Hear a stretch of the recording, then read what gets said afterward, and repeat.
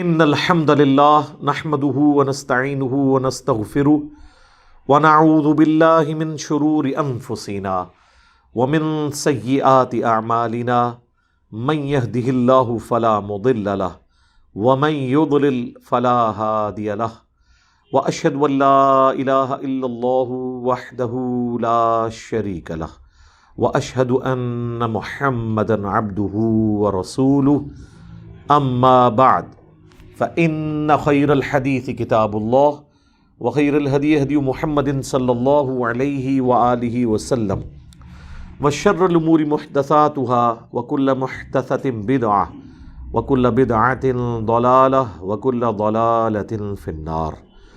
أعوذ بالله السميع العليم من الشيطان الرجيم من همزه ونفخه ونفثه. بسم الله الرحمن الرحيم. رب اشرح لي صدري ويسر لي امري واحلل عقدة من لساني يفقهوا قولي. بسم الله الرحمن الرحيم. ان الله وملائكته يصلون على النبي يا ايها الذين آمنوا صلوا عليه وسلموا تسليما. اللهم صل على محمد وعلى آل محمد كما صليت على إبراهيم وعلى آل إبراهيم إنك حميد مجيد. اللهم بارك على محمد وعلى آل محمد كما باركت على إبراهيم وعلى آل إبراهيم إنك حميد مجيد.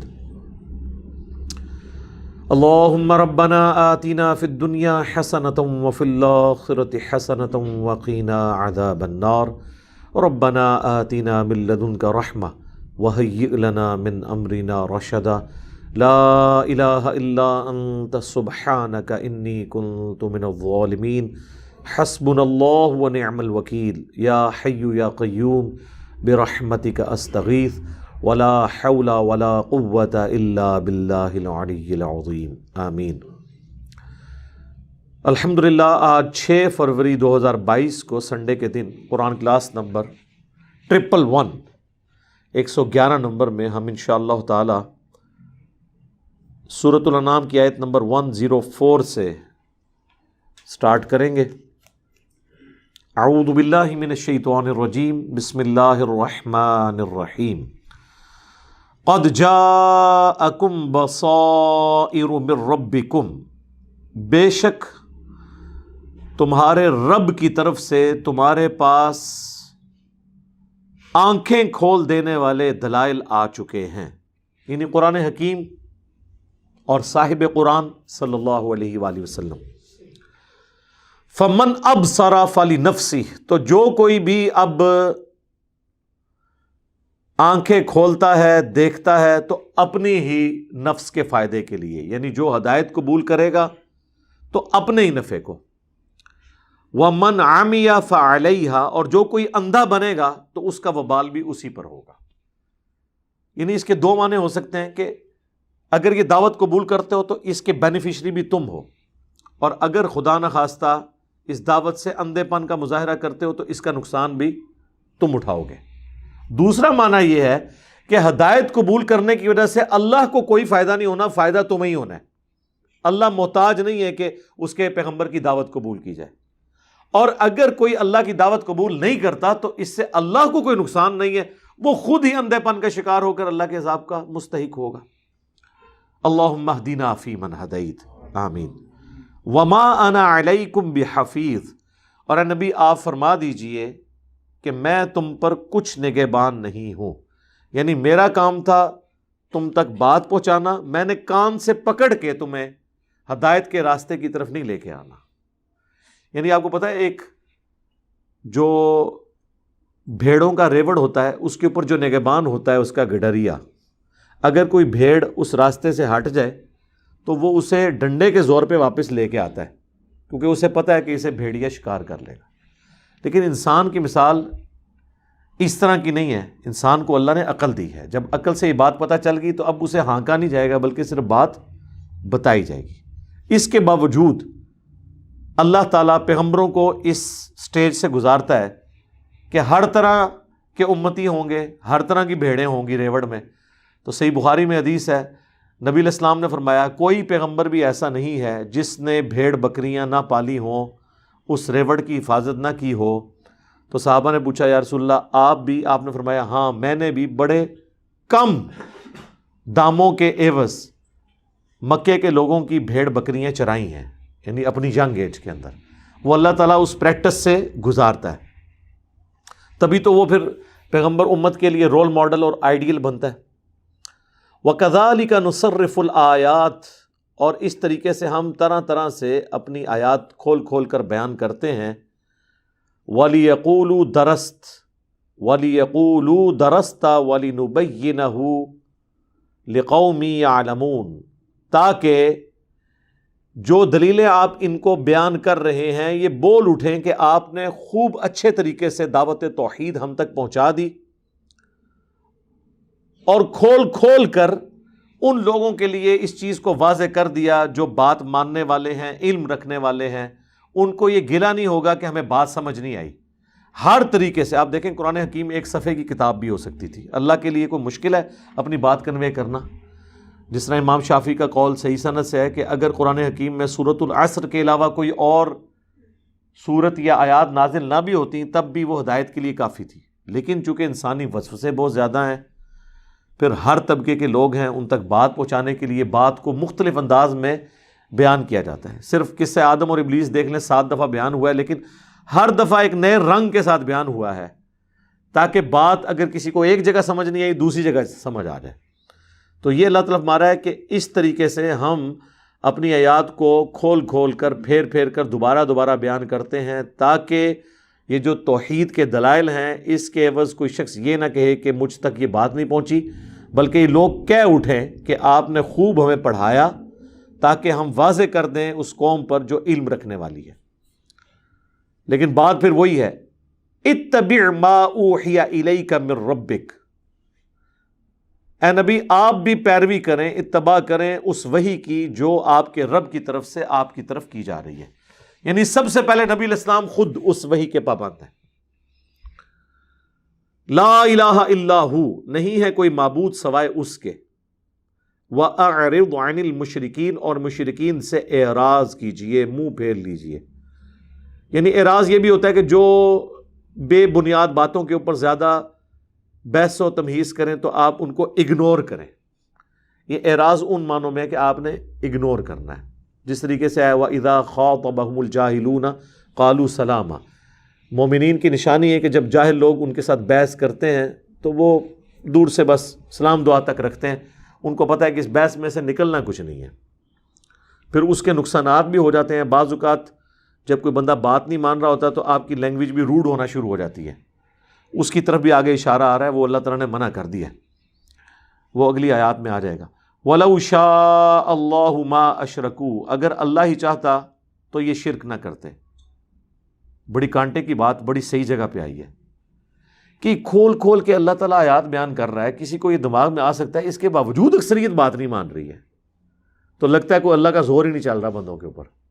وہ اللہ تعالیٰ فرما رہا ہے کہ اگر اللہ چاہتا نا کہ یہ ہدایت قبول کریں تو اللہ نے لا تعداد ہمارے اعتبار سے تو کروڑوں اربوں فرشتے پیدا کیے ہیں جن کو بلٹ ان جسے کہتے ہیں نا بائی ڈیفالٹ اللہ تعالیٰ نے ان کو لیے ہدایت سیٹ کر دی ہے، وہ تو نافرمانی نہیں کرتے۔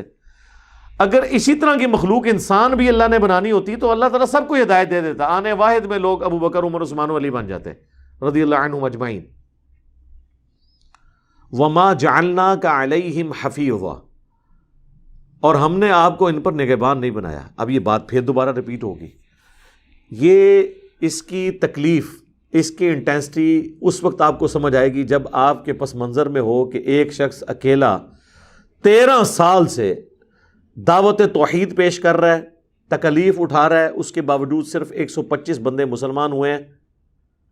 وہ شخص کس کرب سے گزر رہا ہے، وہ اپنی ایفرٹ پھر بھی پٹ کر رہا ہے کہ کسی طریقے سے لوگ جہنم سے بچ جائیں۔ جو بخاری مسلم میں حدیث ہے کہ تمہاری مثال پتنگوں کی سی ہے، تم آگ پہ گرتے ہو اور میں تمہارے کمر بند سے پکڑ کے تمہیں جنت کی طرف لے کے آتا ہوں، اس جہنم کی آگ سے بچاتا ہوں۔ اب اس چیز کی وجہ سے نبی علیہ السلام نے اس دعوت حق کو اپنے اوپر اتنا حاوی کر لیا تھا۔ بعض اوقات آپ کو ظاہر ایک شریف انسان کو بعض اوقات یہ بھی خیال آ جاتا ہے کہ یار شاید میری بات سمجھانے میں کوئی خامی رہ گئی ہو تو میں ایک ٹرائی اور کر کے دیکھ لوں۔ اور پھر اللہ نے جب مجھے یہ کام سپرد کیا تو میں اس کا اچھا رزلٹ نکال کے بتاؤں، تو اس پہ اللہ تعالیٰ فرما رہا ہے کہ آپ نے ٹینشن نہیں لینی. کوئی قبول کرتا ہے کرے، نہیں کرتا آپ نگہبان نہیں ہیں. لیکن پیغمبر کس طرح نہ ایسے کرے، اس کی نیچر ہی اللہ نے ایسے بنائی ہے. اسے تو پتہ ہے جہنم کا عذاب کیا ہے، اسے تو پتہ ہے کہ آخرت کی اکاؤنٹیبلٹی کیا ہے، اسے تو پتہ ہے کہ جنت کی نعمتیں کیا ہیں. جو اپنی آنکھوں سے سب کچھ جسے اللہ نے دکھا دیا ہو، وہ انسان بھی ہو، انسان بہرحال انسان ہوتا ہے، اس کے احساسات ہوتے ہیں. اب دیکھیں سورہ طٰہٰ میں آیا طٰہٰ ما انزلنا علیک القرآن لتشقی الا تذکرۃ لمن یخشی. اے نبی ہم نے قرآن اس لیے آپ پہ نازل نہیں کیا کہ آپ مشقت میں پڑ جائیں، بلکہ یہ تو نصیحت ہے اس کے لیے جو ڈر جائے، جو اللہ کا خوف کھانے والا ہے. پھر سورۃ البقرہ میں ہم آپ سے نہیں پوچھیں گے دوستیوں سے متعلق، یعنی آپ کو ہم نے ٹارگٹ دیا تھا اتنے بندے جنت میں جانے چاہیے تھے، گئے تو اتنے ہیں، زیادہ تر دوزخ میں چلے گئے. آپ کی کوئی اس اعتبار سے پرسش نہیں ہوگی کہ لوگ جہنم میں کیوں پہنچ گئے. میرے بھائیوں، اگر اللہ کے نبی علیہ السلام سے پرسش نہیں ہو رہی نا، تو میں اور آپ تو پھر بھی ان کے ڈاکی ہیں. ہم بھی صرف بات کریں، کوئی قبول کرتا ہے کرے، نہیں کرتا نہ کرے. یہ سب سے بڑی غلطی جو دعوت و تبلیغ کا کام کرنے والوں میں آ جاتی ہے نا، کہ وہ لوگوں کو زبردستی ہدایت دینے کی کوشش کرتے ہیں. اور ظاہر یہ جینون ہے، انسان تو ایک بلی کو بھی نہیں آگ میں جلتے ہوئے دیکھ سکتا، وہ انسان اس لیے کوشش کر رہا ہوتا ہے. لیکن بہرحال اگر کسی کی قسمت میں ہی گمراہی لکھی ہوئی ہے تو سر چاہے وہ پیغمبر کا قریبی رشتہ دار ہی کیوں نہ ہو، اس نے جہنم میں ہی جانا ہے. اور جس کی قسمت میں ہدایت لکھی ہوئی ہے، چاہے وہ دور دراز کا ایک حبشی غلام عمار ابن یاسر یا بلال حبشی کیوں نہ ہو یا سلمان فارسی کیوں نہ ہو، وہ ہدایت پہ آ جائے گا. یعنی قسمت سے مراد میں وہ والی قسمت نہیں جو لوگ کہتے ہیں جی پہلے ہی لکھا ہوا ہے، نہیں، مراد یہ کہ جو بندہ حق قبول کرنے والا ہے. والذین جاہدوا فینا لنہدینہم سبلنا، جو لوگ ہماری راہ میں کوشش کریں گے ہم انہیں اپنی راہیں دکھا دیں گے. تو آپ نے نا اعراض کرنا ہے، اپنا ٹائم ان کے اوپر نہیں کرنا کہ آپ غم کر کے بیٹھ جائیں اور ٹھیک ہے یہ بات قبول نہیں کر رہے، آپ دوسرے کے سامنے بات رکھیں. اور دیکھیں دعوت قبول کی اہل مدینہ نے. نبی علیہ السلام کو آلٹرنیٹو ایک آپ سمجھ لیں دار ارکم یا اکیڈمی یا آلٹرنیٹو بیس پرووائڈ کی ہے مدینہ کے لوگوں نے. جو بیعت عقبہ ثانیہ ہوئی، دوسرے والی بیعت، جس میں آ کے اوس اور خزرج آپ کو لے گئے، باقاعدہ معاہدہ ہوا بنو ہاشم کے ساتھ قبائلی سسٹم میں. حضرت عباس اس وقت مسلمان نہیں ہوئے تھے، کافر تھے، لیکن چچا تو تھے حضور کے، پشت پہ تو کھڑے ہوئے تھے. ان کے ساتھ باقاعدہ معاہدہ ہوا کہ بھئی تم میرا بھتیجا لے کے جا رہے ہو، اس گارنٹی کے اوپر میرے ساتھ ریٹرن میں ایگریمنٹ کرو کہ کوئی لاس نہیں انہیں پہنچاؤ گے. اور دیکھیں بس مدینہ جانے کی دیر تھی تو ایسے اللہ تعالیٰ نے اس دعوت کو عروج دیا ہے کہ 13 سال میں 125 بندے مسلمان ہیں. اگلے 13 سال کے اندر رومن اور پرشین امپائر بھی گر گئی ہے. کتنی بڑی کامیابی ہے. وہ تھریش ہولڈ پوائنٹ اچیو ہو گیا. یہ انسان کو نہیں پتا ہوتا کہ اس کی زندگی کی دعوت کی کامیابی کا تھریش ہولڈ پوائنٹ کس وقت آئے گا. اللہ تعالیٰ تو دیکھ رہا ہوتا ہے نا. اس لیے آپ کا کام ہے محنت کرتے جائیں کرتے جائیں کرتے جائیں. اور بعض اوقات تو انسان کے ساتھ وہ کچھ ہو جاتا ہے جو کہ اس نے سوچا بھی نہیں ہوتا. مثلا ہم اپنی دعوت کے بارے میں تو ہم نے کوئی ٹارگٹ بھی نہیں تھا کہ کیا ہونا ہے، اس میں سے کیا نکلنا ہے. اب اتنا کچھ نکلا ہے کہ ہم اس کو سنبھال نہیں پا رہے کہ یار کیا کریں. یہ تو مطلب یہ اللہ ہی سنبھالنے والا ہے، پہلے بھی اللہ نے سنبھالا ہے.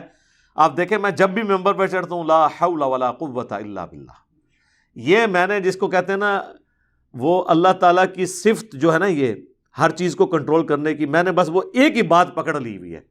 وہ کہتے ہیں نا ایک بات کی رٹ لگا لینا، لا حول ولا قوت الا باللہ. یا اللہ نہیں ہے میرے پاس کچھ بھی، نہ نیکی کرنے کی کوئی ہمت ہے، نہ گناہ سے بچنے کی. یہ تیرے نبی کی دعوت ہے، تو نے اسی کو چلانا ہے، ہم تو اپنے ریسورسز نہیں مینج کر سکتے. تو بار بار اس چیز کو ہائی لائٹ کرتے رہتے ہیں. الحمدللہ. وما انت علیہم بوکیل، اور اے نبی ہم نے آپ کو ان پر کوئی ذمہ دار بھی نہیں بنایا. نہ آپ ان پہ نگہبان ہیں اور نہ ذمہ دار ہیں. اگر کل کو کچھ ہو گیا یہ خود بھگتیں گے. اسی کو کہا گیا وما علینا الا البلاغ، ہمارے ذمہ تو نہیں مگر پہنچا دینا. لیکن پھر میں وہی بات کروں گا، انسان انسان ہی ہوتا ہے نا یار، انسان کا دل پسیجتا ہے. پھر اللہ نے یہاں تک کہا فَلَعَلَّكَ بَاخِعٌ نَفْسَكَ عَلَىٰ آثَارِهِمْ إِن لَّمْ يُؤْمِنُوا بِهَٰذَا الْحَدِيثِ أَسَفًا۔ اے نبی تم اپنے آپ کو ہلاک کر لو گے اس غم میں کہ لوگ اس قرآن پہ ایمان نہیں لے کے آ رہے۔ ٹینشن نہیں حضور کی ختم ہوئی۔ یہ میں آپ کو بتا دوں، اتنا کچھ کہنے کے باوجود اور بار بار یہ درجنوں دفعہ ٹاپک قرآن میں آیا کہ اے نبی چھوڑ دیں، آپ کا کام صرف پہنچانا ہے، آپ نے ٹینشن نہیں لینی، ہم آپ سے نہیں پوچھیں گے، آپ نے بڑے اچھے طریقے سے کام کر دیا ہے۔ سرکار اتنی جس کو گارنٹی دی جائے اس کے بعد تو ہونا چاہیے وہ ٹینشن لینے چھوڑ دے، لیکن نہ، ٹینشن تے آخری ساہ تک نہیں چھڈی اللہ دے نبی نے، ٹینشن لئی ہے، کیونکہ انہیں یہ پتا تھا کہ اللہ تعالیٰ تو یہ میرے ساتھ ہمدردی اور ایک اللہ کی جو صفت عدل ہے اس کے کانٹیکس میں یہ بات کر رہا ہے، لیکن مجھے تو پتا ہے آگے کیا ہونے والا ہے۔ تو میں ایک انسان کی انسان کے ساتھ جو ہمدردی ہو سکتی ہے نا، جسے کہتے ہیں نا آؤٹ آف دا وے جا کے انہوں نے فیور دی ہے، یہ out of the way favour تھی۔ وَمَا أَرْسَلْنَاكَ إِلَّا رَحْمَةً لِّلْعَالَمِينَ، سراپا رحمت وہ اللہ کی، اور اس کے پیچھے بھی اللہ ہی ہے، یہ اللہ نے ہی حضور کو ایسے بنایا ہے۔ ہاں، وہ سورہ آل عمران میں ہے کہ اللہ کی رحمت ہے نبی کہ تم ان کے لیے بڑے نرم مزاج ہو، اگر تم تند مزاج ہوتے تو تمہارے صحابہ کب سے تمہیں چھوڑ چکے ہوتے، اور اللہ نے فرمایا یہ اللہ کی رحمت ہے کہ تم ان کے لیے نرم ہو۔ وہ رحمت کا تقاضا بھی اللہ نے، یعنی وہ جو قوالی ہے نا گھورک دھندے والی، وہ ساری بھی غلط نہیں ہے، یہ اس کا پورشن بڑا زبردست ہے کہ اللہ تبارک و تعالی یعنی خود حالات و واقعات پیدا کرتا ہے۔ ابراہیم کو اپنے بیٹے کی مقتل گاہ تک لے کے آیا ہے، اینڈ پہ جا کے چھوڑ کے فدیہ بھی کر دیا، لیکن ایک بار جڑا نا جنہوں کہتے ہیں نا ساہ کڑھا دیتا ہے، اینڈ پہ جا کے وہ بھی کر دیا، اور امام حسین علیہ السلام کو کربلا تک لے آیا۔ یہ اللہ کے کام ہے جی۔ وہ آیت آ رہی ہے جی 108 نمبر، یہ بڑی مشہور آیت ہے، یہ میں نے مختلف اوقات پہ جب بھی انٹرنیشنل کوئی افیئرز آتے ہیں، خصوصاً گستاخانہ کارٹونز کا ایشو آتا ہے، مسلمانوں کے خلاف جو کمپینز ہوتی ہیں، اس میں نے ہمیشہ اس آیت کو کوٹ کیا ہے۔ یہ قرآن حکیم کا ہی ایک سمجھ لیں اعجاز ہے، یہ قرآن کی تعلیمات ہی اتنی زبردست ہیں۔ وَلَا تَسُبُّوا الَّذِينَ يَدْعُونَ مِن دُونِ اللَّهِ، مت گالیاں دو، مت برا بھلا کہو ان ہستیوں کو جن کو یہ اللہ کے سوا پکار رہے ہیں۔ یعنی کسی نے اگر اللہ تعالیٰ کے بارے میں نیگیٹو جملہ بولا یا پروفٹ کے بارے میں، تو آپ نے یہ نہیں کرنا کہ وہ جن کو بڑا مانے ہوئے ہیں آپ ان کو گالیاں دینا شروع کرتے ہیں بدلہ اتارنے کے لیے، یہ اللہ نے اجازت نہیں دی۔ اگر کسی ہندو نے نعوذ باللہ قرآن کی توہین کر دی یا مسجد کی توہین، تو ہمیں اجازت نہیں ہے کہ ہم جو ہے ان کے مندروں کو گرانا شروع کرتے ہیں، یا کسی نے ہمارے نبی علیہ السلام کے بارے میں کوئی بات کی تو ہم اس کے کسی بڑے کے بارے میں، چاہے وہ جھوٹا ہی کیوں نہ ہو، سچے کے بارے میں تو ہم سوچ بھی نہیں سکتے نا۔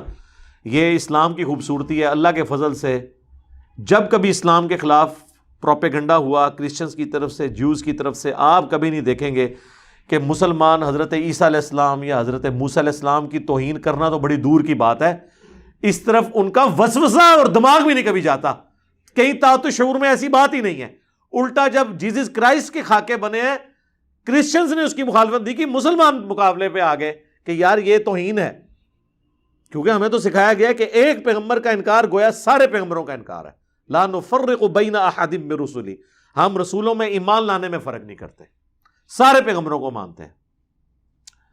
کوئی شخص کسی ایک پیغمبر کا بھی انکار کر دے وہ اسلام سے خارج ہے، وہ پیغمبر کوئی بھی ہو، کیونکہ یہ دین جو ہے اس کا کسٹوڈین اللہ ہے، یہ پیغمبر اللہ کے ریپریزنٹیٹیو ہیں، اس دین کا پائنیئر بانی اللہ ہے، یہ پروفٹس ہیں، پہلے پروفٹ حضرت آدم علیہ السلام اور آخری محمد رسول اللہ صلی اللہ علیہ وسلم۔ نبی علیہ السلام کو اس دین کے بانی نہیں ہیں، وہ اس کے ریپریزنٹیٹیو بن کے آئے ہیں، جس طرح کہ آپ سے پہلے اور تھے۔ دیکھیں ہم کوئی آر محسوس نہیں کرتے، ہم کہتے ہیں ہمارا دین دین ابراہیمی ہے، کہتے ہیں نا، قرآن میں بھی آیا ملت ابیکم ابراہیم، حالانکہ یہ مولویوں کہتے چڑھ جاتا ہے یہ دین، تو کبھی ابراہیم کا نام بھی نہ یہ لوگ لیتے، کیوں؟ کیونکہ یہودی اور عیسائی کہتے تھے ہم ابراہیمی ہیں، وہ کہتے تھے ابراہیم ہمارے جد امجد ہے۔ تو اب اس کی ضد تو یہ ہونی چاہیے تھی، جس طرح سنیوں نے خلفائے ثلاثہ کو مان لیا اور شیعہ نے حضرت علی کو، کیونکہ یہ مولویوں کی ٹائی چڑھ گئی نا بات۔ جب پیغمبر اس چیز کو ہینڈل کرتے ہیں نا تو وہ یہ نہیں کرتے کہ بھئی ابراہیم، اگر تم ابراہیم کی اولاد ہو بنو اسرائیل تو ہم تمہیں انکاری ہو جائیں گے، نہیں، اللہ نے بڑا واشگاف انداز میں کہا کہ 2 دفعہ وَأَنِّي فَضَّلْتُكُمْ عَلَى الْعَالَمِينَ، ہم نے بنی اسرائیل کو سارے جان والوں پر اس زمانے میں فضیلت دی تھی، کوئی آر نہیں ہمیں یہ بات ماننے میں۔ اور پھر اللہ نے کہا کہ یہودیوں اور عیسائیوں، تم حضرت ابراہیم علیہ السلام کے بارے میں کلیم کر رہے ہو تو مَا كَانَ إِبْرَاهِيمُ يَهُودِيًّا وَلَا نَصْرَانِيًّا، ابراہیم نہ یہودی تھے نہ نصرانی تھے، وَلَٰكِنْ كَانَ حَنِيفًا مُسْلِمًا وَمَا كَانَ مِنَ الْمُشْرِكِينَ، بلکہ وہ تو سب سے ٹوٹ کر اللہ کے ہو گئے تھے، وہ مسلم تھے اور مشرک نہیں تھے۔ یہ ٹونٹ کیوں اللہ نے کروائی؟ یہ ٹونٹ آج ہم پہ بھی ہے۔ یہودیوں نے حضرت یعقوب کے ایک بیٹے یہودا کے ساتھ اپنی نسبت جوڑ کے اپنے آپ کو یہودی کہنا شروع کر دیا، اور پھر یہ بھی کہنا کہ اسحاق جو ہیں وہ حضرت یعقوب کے جو والد تھے جن کا بیٹا تھا یہودا، حضرت اسحاق جو ہے وہ ابراہیم کے بیٹے تھے، ابراہیمی بھی ماننا اور پھر اپنے آپ کو یہودی بھی کہنا۔ کیا ابراہیم علیہ السلام اپنے آپ کو یہودی کہتے تھے؟ نہیں، وہ تو پہلے تھے، وہ مسلم تھے۔ نصرانیوں نے حضرت عیسیٰ علیہ السلام کی وجہ سے اپنے آپ کو نصرانی کہنا شروع کیا، تو اللہ تعالیٰ نے کہا کہ بھئی ابراہیم، حضرت عیسیٰ علیہ السلام بھی تو حضرت ابراہیم کی اولاد میں سے ہیں، بنو اسرائیل میں سے ہیں، نسلاً تو یہودی ہیں نا، عقیدے میں نہیں، نسلاً۔ رسولاً الی بنی اسرائیل، بنی اسرائیل کی طرف رسول تھے، ان کی قوم میں سے تھے۔ تو اگر حضرت ابراہیم علیہ السلام کو اللہ تعالیٰ کہہ رہا ہے کہ آپ جب ان کے ماننے والے ہو تو اپنے آپ کو یہودی اور نصرانی نہ کہو، بلکہ کیا کہو؟ مسلم، ابراہیمی بھی نہیں کہو۔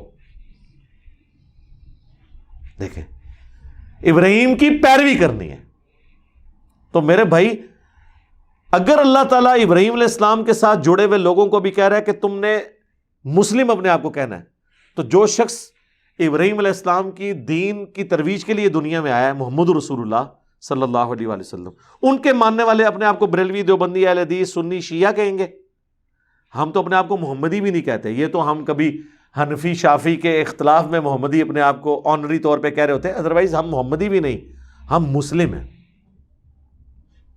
نبی علیہ السلام تو اس چیز کو پسند نہیں کریں گے کہ ہم اس طریقے سے اپنے آپ کو ریپریزنٹ کریں، وہی مسلم تھے۔ وَأَنَا أَوَّلُ الْمُسْلِمِينَ قُلْ إِنَّنِي هَدَانِي رَبِّي إِلَىٰ صِرَاطٍ مُسْتَقِيمٍ، اے نبی تم فرما دو اللہ نے میری رہنمائی کر دی ہے اس سیدھے راستے کی طرف، دیناً قیما ملت ابراہیم حنیفا، وہ دین جو سیدھا ہے، قائم ہے ابراہیم کی ملت پہ، جو سب سے ٹوٹ کر ایک اللہ کے ہو گئے تھے۔ حنیفہ کہتے ہیں جو سب سے ٹوٹ کر ایک اللہ کا ہو جائے۔ یہ امام حنیفہ والا حنیفہ نہیں، یہ الف کے ساتھ ہے، وَمَا كَانَ مِنَ الْمُشْرِكِينَ، اور وہ مشرک نہیں تھے۔ قُلْ إِنَّ صَلَاتِي وَنُسُكِي وَمَحْيَايَ وَمَمَاتِي لِلَّهِ رَبِّ الْعَالَمِينَ، اے نبی تم فرماؤ بے شک میری نماز، میری قربانی، میرا جینا، میرا مرنا سب اللہ کے لیے، لا شریک لہ، میں اس کے ساتھ کسی کو شریک نہیں ٹھہراتا۔ وَأَنَا أَوَّلُ الْمُسْلِمِينَ، اور نبی یہ بھی فرما دو سب سے پہلے میں مسلم ہوتا ہوں، سب سے پہلے میں اللہ کے سامنے سر تسلیم خم کرتا ہوں۔ اب مجھے بتائیں، قرآن جو ایک دفعہ ترجمے سے پڑھ لے وہ کبھی اپنے آپ کو بریلوی، دیوبندی، اہل حدیث، سنی، شیعہ کہہ سکتا ہے؟ تو یہ جو آپ کے بزرگان دین جن کو آپ کہتے ہیں یہ قرآن کی تفسیریں لکھ کے مرے ہیں، انہوں نے قرآن سے یہ حاصل کیا ہے کہ تفسیر لکھ کے بھی اپنے آپ کو وہ فرقوں میں بانٹ کے گئے۔ اس قرآن سے نکالا کیا ہے انہوں نے، اور پورے قرآن کا تانا بانا اس کے گرد ہے، آپ دیکھ لیں۔ تو بات یہاں سے شروع ہوئی تھی کہ ہم نے کبھی بھی کرسچنز یا جیوز سے اختلاف کے باوجود ان کے پیغمبروں کے بارے میں کبھی نیگیٹو جملہ نہیں بولا۔ ہم تو بدھسٹ کے بڑوں کے بارے میں بھی نہیں بول سکتے، گالی نہیں دے سکتے، ہاں علمی رد کر سکتے ہیں، تعلیمات کا رد کر سکتے ہیں، اور پیغمبروں کا تو وہ بھی نہیں ہوگا، لیکن پیغمبروں کے نام پہ جو شرک مچایا ہوا ہے اس کا رد ہوگا، وہ تو قرآن نے خود کر دیا۔ سورہ المائدہ میں 17 نمبر آیت، اے نبی تم فرماؤ کوئی اللہ کا کیا بگاڑ لے گا اگر اللہ ارادہ کرے کہ عیسیٰ ابن مریم کو، ان کی ماں کو اور جتنے زمین میں آباد ہیں ان کو ہلاک کر دے، اللہ سے کوئی کیا پوچھ سکتا ہے؟ تو جب اللہ کا سٹیٹس یہ ہے تو حضرت عیسیٰ ابن مریم اللہ کی مخلوق ہے، پھر سورۃ المائدہ کی 75 نمبر آیت میں جا کے آیا کہ عیسیٰ اور ان کی ماں کھانا کھانے کے محتاج تھے، وہ نہ تمہارے نقصان کے مالک ہیں نہ نفع کے۔ اب یہ آج کے مسلمان تو حضرت عیسیٰ کے حق میں یہ گالیاں ہی سمجھیں گے اس کو، یہ حضرت عیسیٰ کی توہین کر دی۔ بھائی عیسیٰ علیہ السلام کی توہین نہیں ہو رہی، توحید اسٹیبلش ہو رہی ہے۔ اگر قرآن حضرت عیسیٰ علیہ السلام کے منصب کو بیان کر کے اور جو لوگوں نے ان کو بڑھا دیا تھا اس چیز کو ہائی لائٹ کر کے توحید کو اسٹیبلش کر رہا ہے، ہم جب کبھی نبی علیہ السلام کے حوالے سے کوئی اس طرح کا عقیدہ بیان کریں، چاہے وہ علم الغیب کا ہو، حاضر و ناظر کا ہو، یا استمداد کا ہو، تو اس میں ہمیں کون گستاخ رسول پھر کس بنیاد پہ کہہ سکتا ہے؟ تو قرآن جو ہے وہ گستاخ عیسیٰ ہے کیا؟ اور پھر صحیح بخاری کی حدیث دیکھنا، میری شان کو اس طرح بلند نہ کرنا جس طرح لوگوں نے حضرت عیسیٰ علیہ السلام کو بڑھا دیا تھا۔ میں اللہ کا بندہ اور اس کا رسول ہوں، مجھے اللہ کا بندہ اور اس کا رسول ہی کہنا۔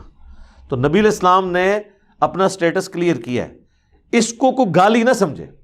اسی طریقے سے یہ میں آیت پہ اس لیے بول رہا ہوں کہ یعنی مسلمانوں میں جو فرقے ہیں سب سے زیادہ یہ میرے اوپر لگائیں گے آیت کا، کہ بھائی دیکھو بھائی یہ آیت بھی پڑھ رہا ہے کہ جی کسی کے جھوٹے خداؤں کو گالی نہ دو، وہ تمہارے سچے کو دیں گے۔ تو میرے بھائی ہم گالی نہیں دے رہے، ہم ان کا سٹیٹس کلیئر کر رہے ہیں۔ ہم جیسس کرائسٹ کو گالی نہیں دے رہے، ان کا سٹیٹس کلیئر کر رہے ہیں۔ ہم آپ کے بزرگوں کو گالی نہیں دے رہے، ان کا سٹیٹس کلیئر کر رہے ہیں۔ گالی یہ ہے کہ آپ گندے الفاظ ان کے بارے میں یوز کریں۔ جو آپ کے بعض علماء کہتے ہیں نہیں گستاخوں کو گالیاں دینا تو ثواب کا کام ہے، اس پہ پھر میری ویڈیو آئی تھی، یار کہاں سے جو وہ جھوٹے توڑ موڑ کے دلائل کو پیش کرتے تھے، میں نے اس کا رد کیا۔ فَيَسُبُّ اللَّهَ عَدْوًا بِغَيْرِ عِلْمٍ، اگر تم یہ کام کرو گے تو اس کا نتیجہ یہ نکلے گا کہ وہ تمہارے اللہ کو گالیاں دیں گے بغیر علم کے، جہالت کی وجہ سے، دشمنی میں آ کے، یہ اس کا رزلٹ نکلے گا۔ تو اس کا پھر کیا ہوگا؟ پھر اور آگ بھڑکے گی، دنیا کا امن برباد ہوگا۔ بہتر یہ ہے کہ تم یہ کام کرو ہی نہ، کہ جس کی وجہ سے اینڈ رزلٹ اس کا یہ نکلے۔ كَذَلِكَ زَيَّنَّا لِكُلِّ أُمَّةٍ عَمَلَهُمْ، اسی طریقے سے ہم نے ہر امت کے لیے اس کے اعمال مزین کر دیے ہیں۔ یعنی اللہ تبارک و تعالیٰ کا تو کام تھا دعوت پہنچانا، اس کے باوجود شیطان کے ہتھے چڑھ کے لوگ اپنی نظریات کو، اپنی محبت کو دین کا رنگ دے کے اڈاپٹ کر رہے ہیں، بس ان کے لیے ان کے اعمال سنور چکے ہیں۔ ثم الی ربہم مرجعہم، اس کا اینڈ رزلٹ پھر کیا نکلنا ہے کہ تمہیں اپنے رب کی طرف لوٹایا جانا ہے۔ فینبئہم بما کانوا یعملون، وہ پھر بتا دے گا انہیں جو کچھ وہ دنیا میں کام کیا کرتے تھے۔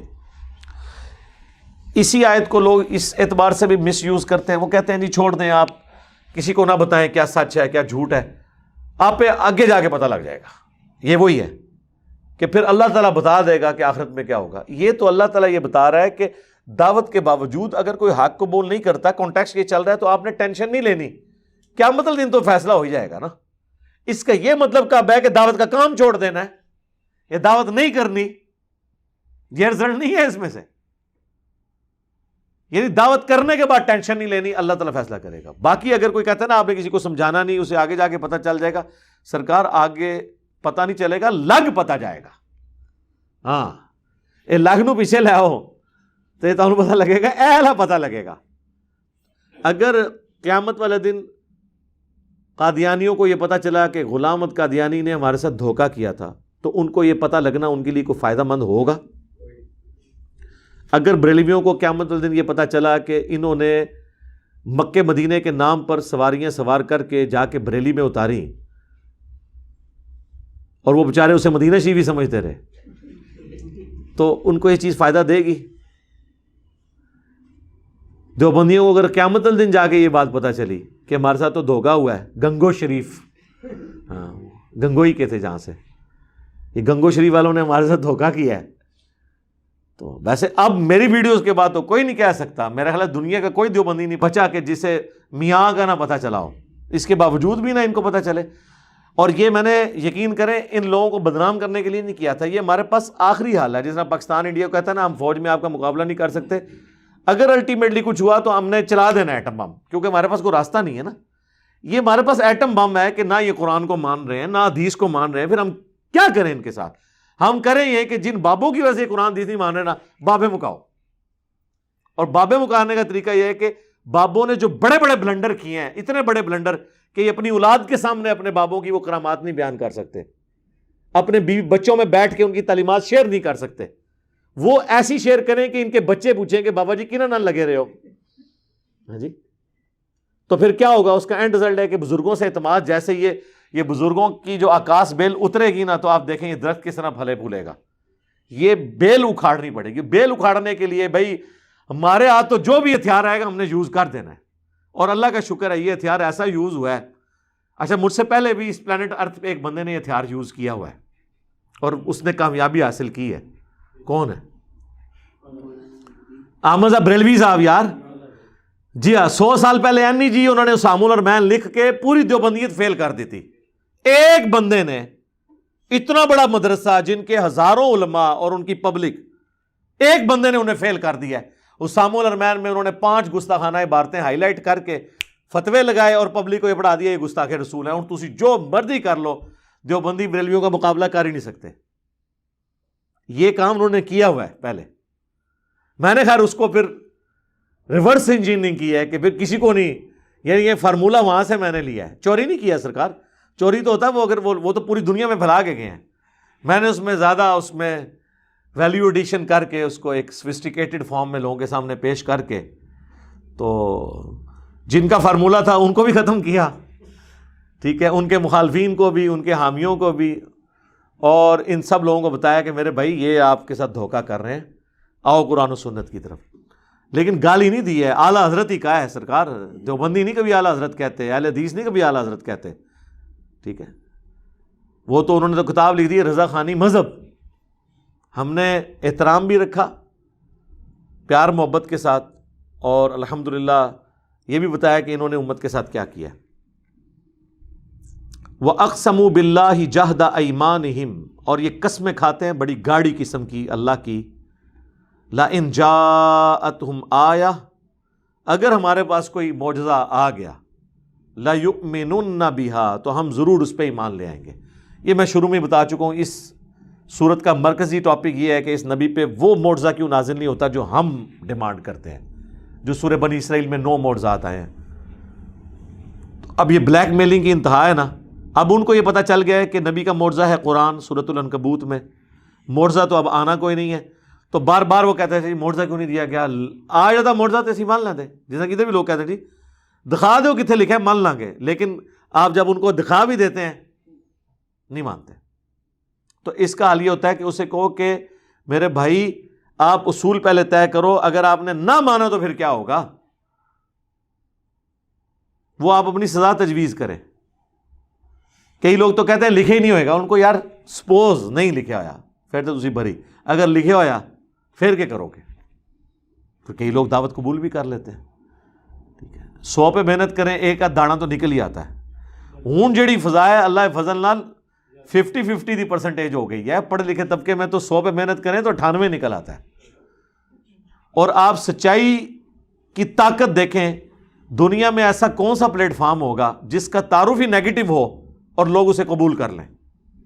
ابھی تو ہوتا ہے آپ گھیر گار کے لوگ لے کے جاتے ہیں، کسی کو رائے ونڈ لے کے، کسی کو کہ دین کا کام ہو رہا ہے، پازیٹیو تعارف کے ساتھ لے کے جاتے ہیں نا، تو لوگ اٹیچ ہوتے ہیں. یہ کون سی دعوت ہے کہ جس کا تعارف ہو رہا ہے کہ اینو نہیں سننا ہے بڑا گمراہ ہے، اور جڑا سنتا ہے وہ اپنے بابے نو چھوڑ دیتا ہے. اس کے پیچھے وہ سچائی ہے.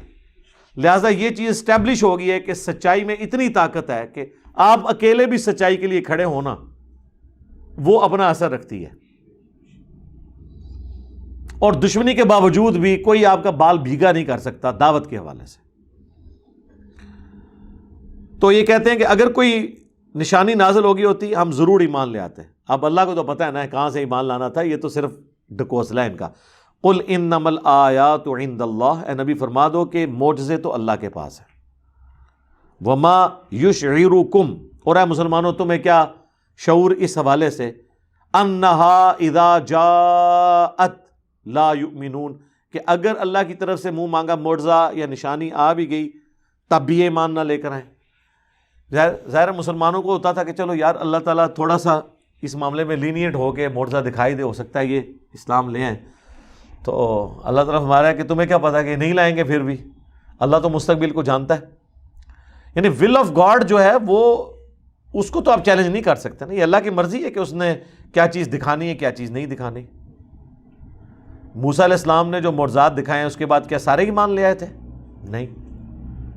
قوم سمود نے ڈیمانڈ کیا کہ پہاڑ سے اونٹنی نکلے، صالح علیہ السلام سے اونٹنی نکلی تب بھی ایمان نہیں لے کے آئے، سوائے ان لوگوں کے جنہوں نے ایمان لانا تھا.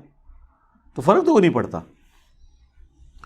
اب یہ وہ سخت ترین آیت آ رہی ہے سورہ الانعام کی آیت نمبر 110، جو میں نے سینکڑوں دفعہ کوٹ کی ہے اپنی قرآن کلاسز میں، جو لیکچرز ہیں سوال و جواب میں.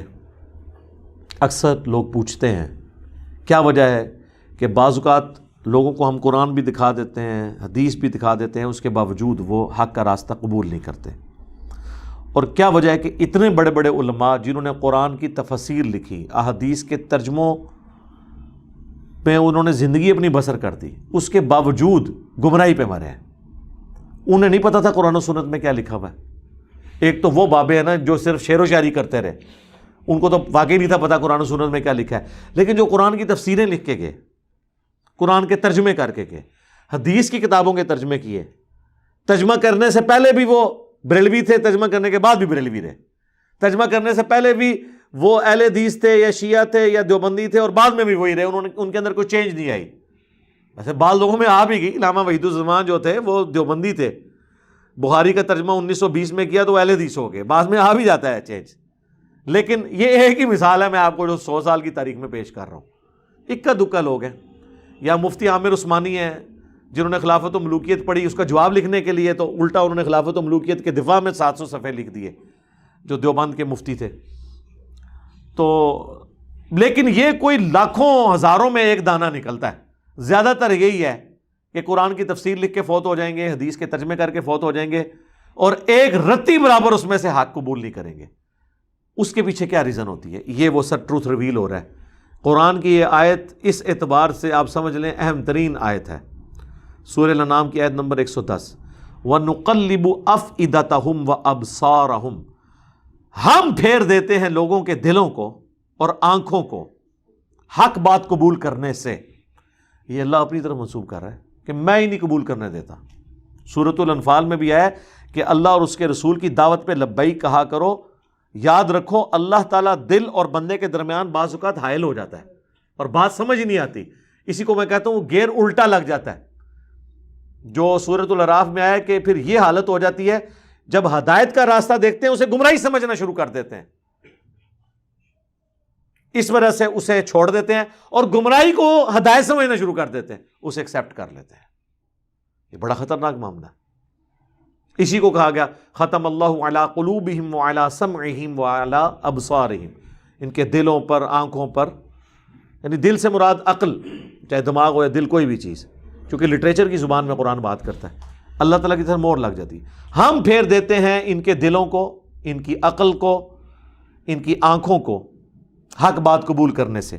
کما لم یؤمنوا بہ اول برہ، جس طرح انہوں نے بھی تو حق قبول کرنے سے انکار کر دیا تھا جب پہلی دفعہ انہیں یہ پتا چل گیا تھا کہ یہ بات ٹھیک ہے. ایسے ہو جاتا ہے. میرے خیال ہے اس کی نمائندہ مثال ابو جہل ہے. اسے بالکل صحیح سمجھ آ گئی تھی کہ یہ کیا ہونے جا رہا ہے. خالد بن ولید کا باپ ولید بن مغیرہ، اسے بالکل سمجھ آ گئی تھی کہ یار یہ عام انسان نہیں ہے، یہ کلام عام کلام نہیں ہے. پھر بھی اس نے حق قبول نہیں کیا. اس لیے اللہ کا اتنا غصہ ہے قرآن میں اس کے اوپر. تو اللہ تعالیٰ فرما رہا ہے کہ جب پہلی دفعہ کسی کو بات سمجھ آ جائے اس کے باوجود وہ ہٹ درمی کرتا ہے نا، پھر اللہ تعالیٰ اسے بات سمجھ ہی نہیں لگنے دیتا. اچھا یہ اب اللہ کا فیصلہ ہے. بعض اوقات اللہ تعالیٰ کسی کو ڈھیل بھی دے دیتا ہے. اب یہ اللہ کا فیصلہ ہے کسے اس نے ڈھیل دینی ہے، دوبارہ چانس دینا ہے، اور کس کو پہلی دفعہ میں ہی پکڑ لینا ہے. یہ مولوی تو سارے جکڑے گئے ہیں پہلی دفعہ میں ہی، میں نے دیکھا ہے. اس کی وجہ یہ ہے کہ انہیں بالکل صحیح بات سمجھ آ گئی ہوتی ہے. عام آدمی کو تو پھر بھی کوئی نہ کوئی ایمبیگوٹی رہ جاتی ہے، کوئی بالکل دھندلی سی تصویر آتی ہے، وہ بیچارہ پھر سوچتا رہتا ہے کرتے کرتے.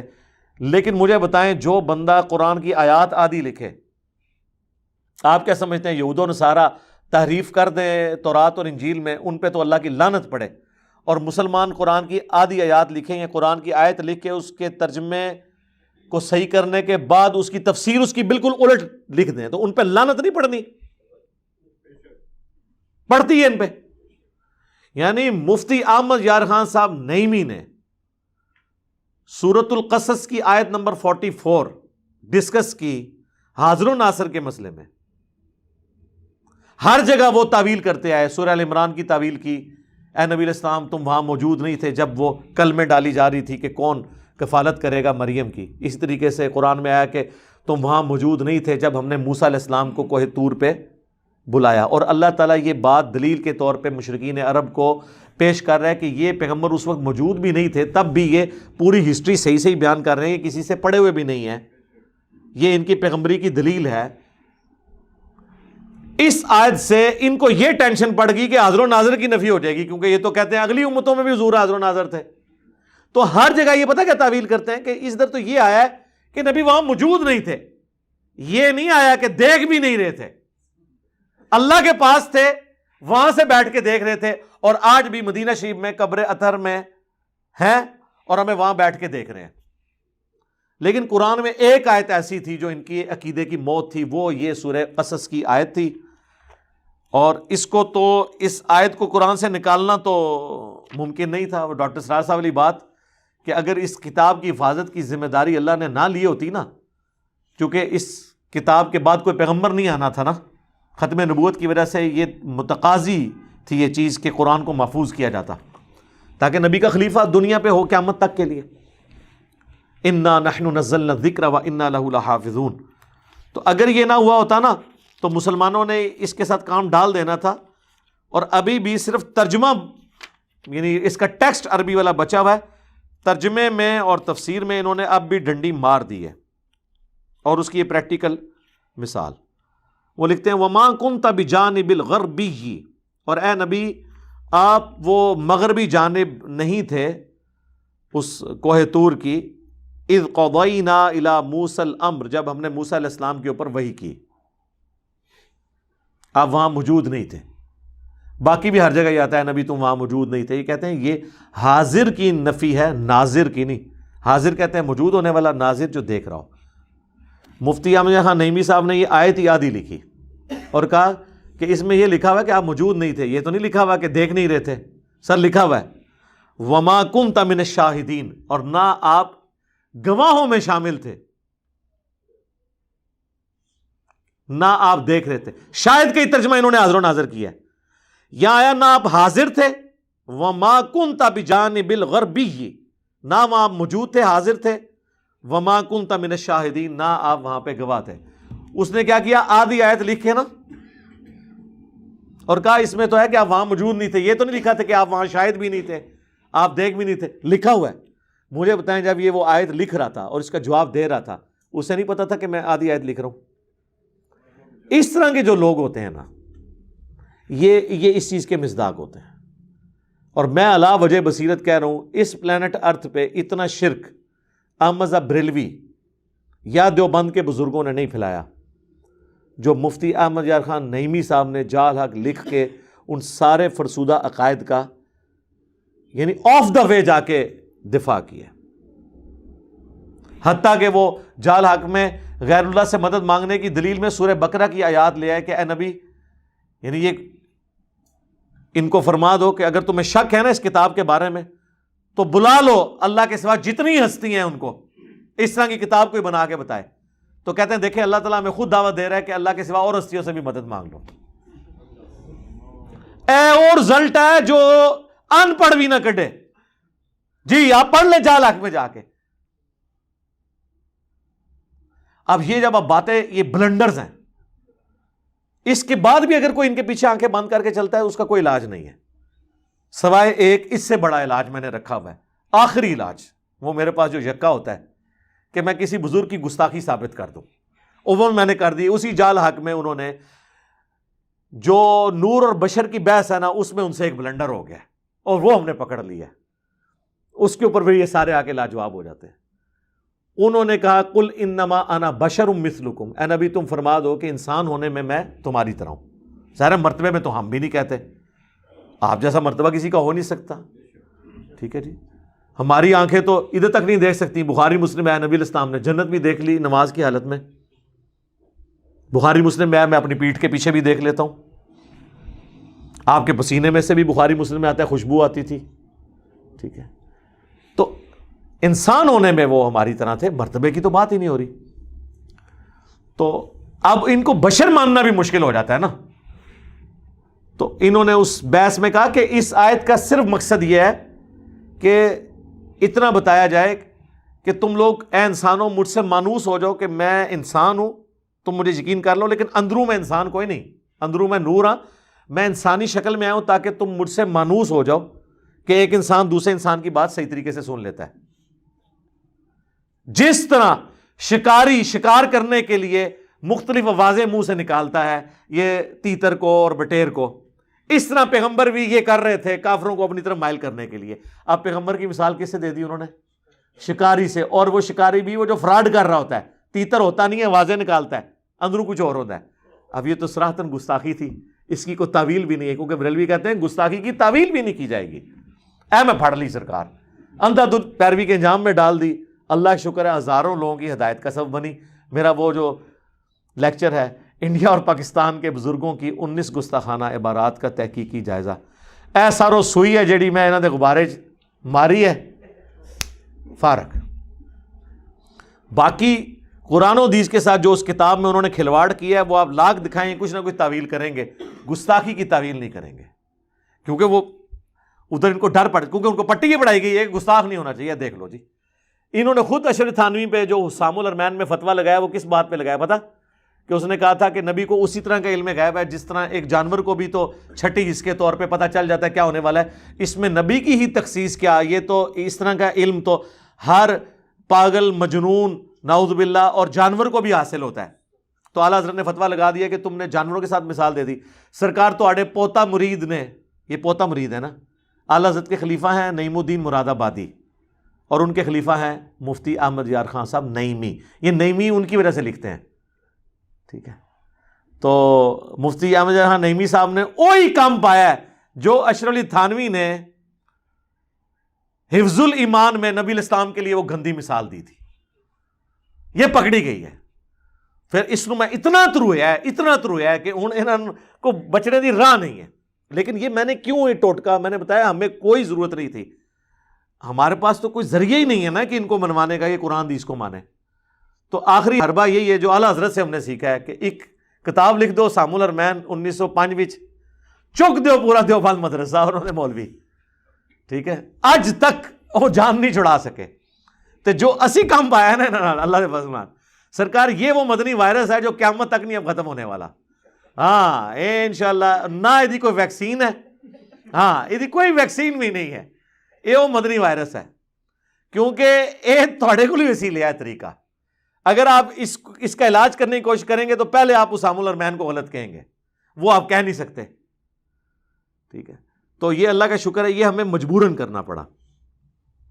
تو یہ اللہ تعالیٰ فرما رہا ہے کہ ہم ان کے دلوں کو اور ان کی آنکھوں کو پھیر دیتے ہیں کما لم یؤمنوا بہ اول مرہ, جبکہ انہوں نے بھی تو پہلی دفعہ جب حق کھلا تھا تو انہوں نے حق بات قبول کرنے سے انکار کر دیا تھا.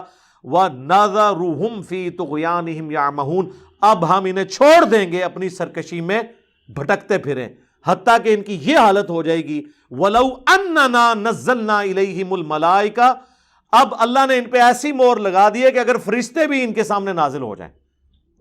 وَكَلَّمَهُمُ الْمَوْتَ, اور مردے قبروں سے نکل کے ان سے باتیں کرنا شروع کر دیں کہ یہ نبی حق ہیں, ہم نے آخرت دیکھ لی ہے, ہم پہ عذاب ہو رہا ہے. وَحَشَرْنَا عَلَيْهِمْ كُلَّ شَيْءٍ قُبُولًا, اور ہر چیز جو اللہ تعالیٰ ان سے وعدہ دیتا ہے کہ قیامت کے دن یہ ہوگا, قیامت کا منظر بھی انہیں دنیا میں دکھا دیا جائے. مَا كَانُوا لِيُؤْمِنُوا, پھر بھی یہ ایمان نہیں لے کے آئیں گے. سرکار جب اللہ مور لگا دے, چاہے فرشتے نظر آ جائیں, مردے نظر آ جائیں, جہنم نظر آ جائے, جنت کی حوریں نظر آ جائیں, جب اللہ نے کسی کے اوپر مور لگا دی ہے تو اسے ہدایت نہیں ملنی. لہذا مولویوں کی بزرگان دین کی ٹینشن نہ لیا کریں. جنہاں دی مت اللہ نے مار دیتی ہے اس وجہ کہ انہوں نے اپنے پیغمبر کے ساتھ غداری کی, عزتیں اویل کی رسول اللہ کے نام پر, سواریاں سوار کی اپنی گاڑیوں میں انہوں نے خانقاہوں میں مکے مدینے کے نام پر, اور اتاری جا کے جناب اجمیر شریف، بغداد شریف، دیوبند شریف، بریلی شریف، شیعہ شریف تے سنی شریف.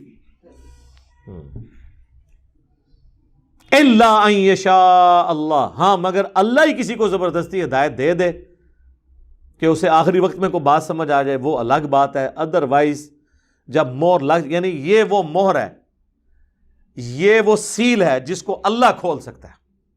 کوئی خاص کسی پہ کرم ہو جائے تو وہ ہو بھی جاتا ہے سرکار. وہ صحیح مسلم میں حدیث ہے، حضرت ابو ہریرہ کہتے ہیں یا رسول اللہ میری ماں آپ کو بہت گالیاں دیتی ہے، مجھ سے اب برداشت نہیں ہوتا، تو آپ دعا کرتے ہیں. حضرت ابو ہریرہ اتنی محنت کر چکے ہیں لیکن وہ ایمان نہیں لا رہی. بس کوئی قبولیت کا وقت تھا، اللہ کے نبی نے ہاتھ اٹھا دیے. یار کتنوں کے ماں باپ کے لیے اللہ کے نبی نے ہاتھ اٹھائے ہوں گے؟ یہ واقعہ ایک ہی ملتا ہے آپ کو. وہ اللہ کی طرف سے کو منظوری ہوئی ہے، دعا کے لیے ہاتھ اٹھائے.